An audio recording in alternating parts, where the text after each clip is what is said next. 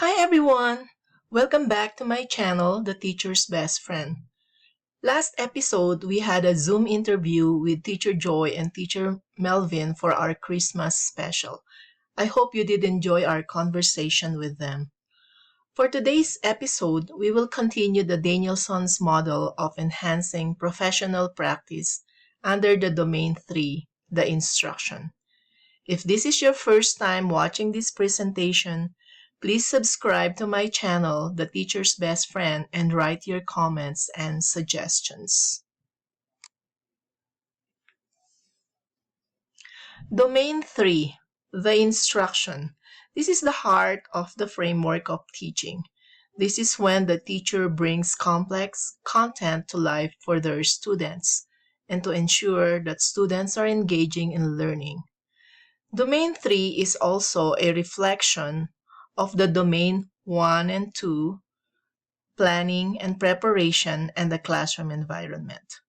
Domain 3 has 5 components. Number 1 is communicating with students. Number 2, using questioning and discussion techniques. Number 3 is engaging students in learning. 4, using assessment in instruction. And the 5th one is demonstrating flexibility and responsiveness. Domain component 3A, or the number 1, communicating with students. Clear directions and explanation is important for students to become engaged in learning. Teachers usually use vivid and expressive language to enhance the students' learning experience and to make sure that they are heard and understood. There are some elements to clear and accurate communication. First one is teachers must communicate to students the expectations for learning. Explain the importance of the lesson. If the teacher was able to communicate the learning expectation when there is a visitor or when there is a principal visits in the classroom and ask the students, what are you learning for today? And the students will be able to explain the context of what they are learning at that moment and what is going on in the classroom. And that is the indicator that the objective or the learning goals are well stated by the teachers. The second one is the element of communication with students is clarity of directions and procedures. The clarity of explanations is manifested by using some techniques such as the use of analogies to convey a concept. It is also by using stories to illustrate a point, and even using examples and metaphors. The third element is communicating with students is the correct usage of language. This is very important element, the correct usage of language and the use of expressive vocabulary. Teachers must consider that at a later time, the academic and economic success of their students depends on learning to communicate well using the standard English in the classroom. Component 3B, using questioning and discussion techniques. According to Danielson, a teacher's skill in questioning and in leading discussions makes a powerful contribution to student learning. Proper questioning is valuable in exploring new concepts, in eliciting evidence of student understanding, and promoting deeper and meaningful student engagement. Let us analyze what is a poor or low-level questioning and a high-quality questioning. Low-level questioning is often called recitation, wherein a teacher just throws questions and students provide one word or short answer. This is oftentimes a memory question.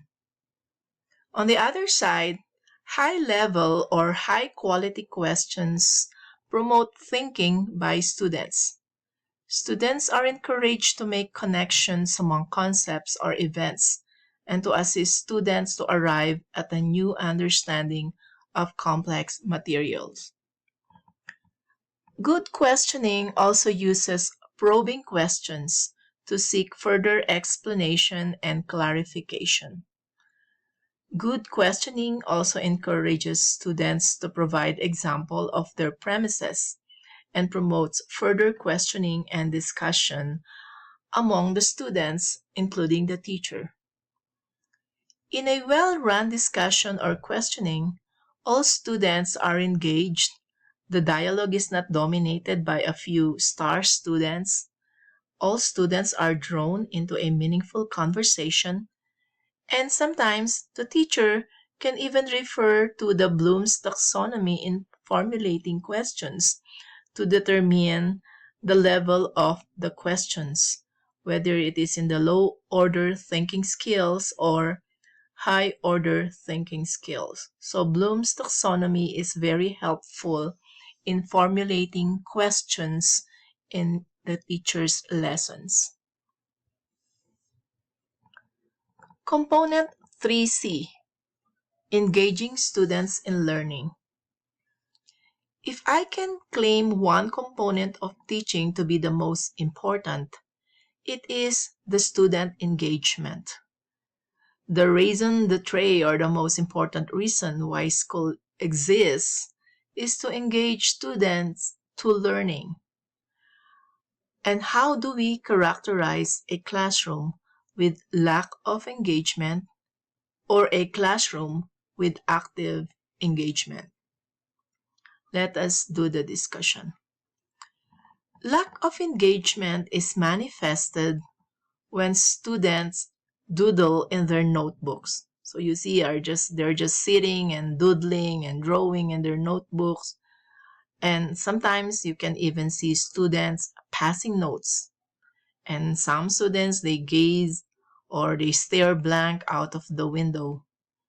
And at times, students are even rowdy because they are not doing anything. So that is the manifestation of a classroom with lack or low level of engagement. On the other hand, active engagement is observed when all students are mentally involved in understanding important content. Students are participating and making genuine contributions to the class discussions. Active engagement is also characterized by hands-on and minds-on activities. So the teacher and the students are actively involved in the activities that is provided by the teacher. There are some elements that we can note in the classroom with high student engagement.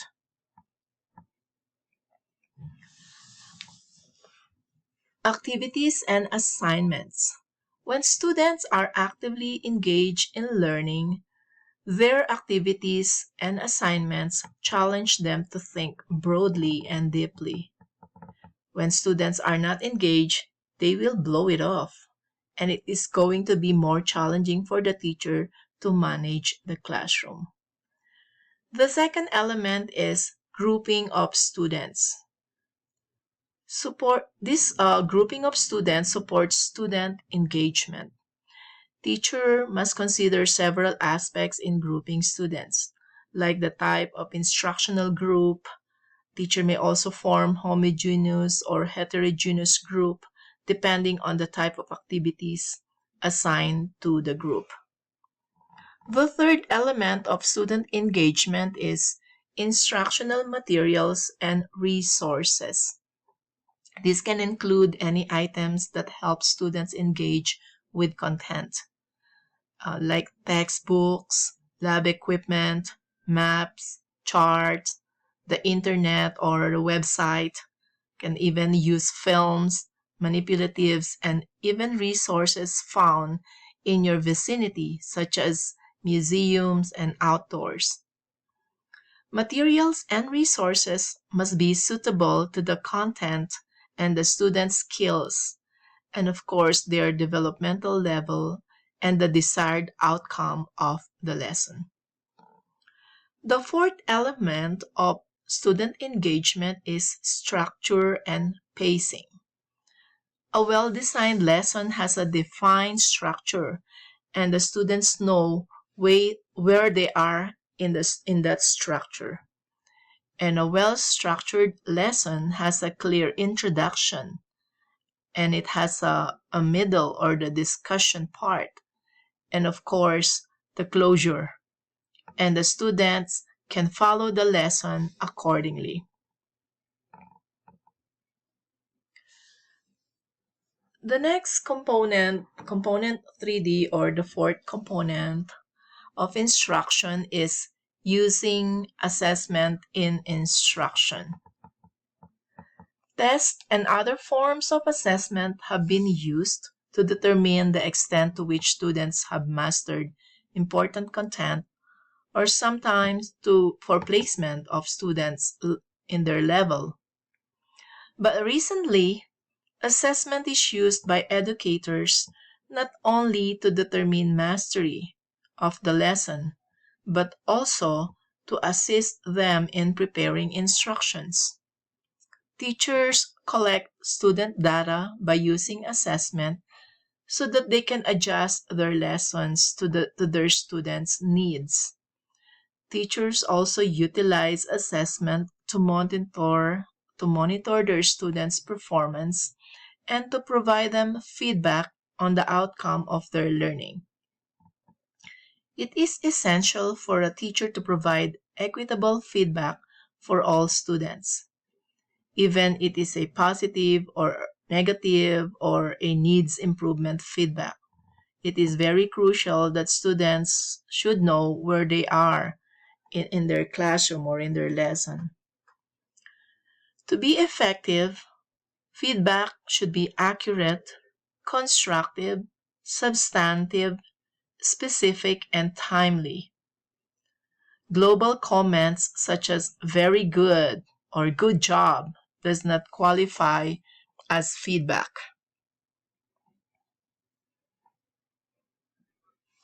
Component 3E, or the fifth component of instruction, which is demonstrating flexibility and responsiveness. Teachers literally make hundreds of decisions in the classroom daily. There are some small and trivial decisions, and some are huge decisions. One of the most difficult decisions to make for a teacher is to adjust the lesson that is planned to be delivered for the day. At times, the teacher has no choice but to adjust the lesson, especially when the planned lesson is suitable only for a few students, and the rest of the students are struggling in understanding. Teachers can demonstrate flexibility and responsiveness in three types of situation. The first one, an instructional activity that is not working. When students are not familiar with the phenomenon being discussed, when the activity is not appropriate for their level, or at times the teacher only changed the pacing in order for the students to follow the instruction. So that is very important. When most of the students cannot follow the lesson, teacher needs to make a necessary adjustment. The second situation is when there is an spontaneous event that provides opportunity for learning. For example, in a classroom, especially with the elementary students, when the butterfly enters their classroom, and definitely the students' attention is diverted to that butterfly. So instead of the teacher getting angry and using that energy to stop the students, the teacher can use that opportunity to teach about the butterfly and seize the moment of their curiosity. And we call it the teachable moment. So the teacher can divert from the planned lesson for a while just to seize the moment of that teachable moment of the students. The third manifestation of flexibility and responsiveness relates to a teacher's sense of efficacy and commitment to the learning of all students. When some students are having difficulty with the lesson, the teacher should make a decision to adjust the lesson in order to reach all of the students. And in some cases, the teacher also needs to provide enrichment activities to the students who grasp the lesson fast or who are advanced, so that they will not get bored when the teacher needs to adjust the lesson to most of the students that are not getting it. Rigid adherence to a plan, even when students are not understanding the lesson, is stubbornness and lack of flexibility and responsiveness on the side of the teacher. Flexibility and responsiveness are the mark of an experienced teacher.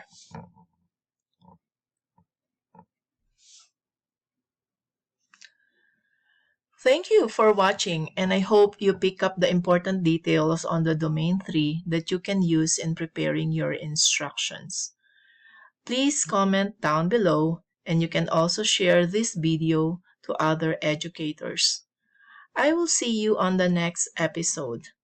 I will be discussing the last domain, number 4, which is about professional responsibilities. If this is your first time watching my channel, please do not forget to click the notification bell to subscribe so you can be notified for the next video. Thank you and Happy New Year to all. And to God be the glory. See you on my next episode. Bye.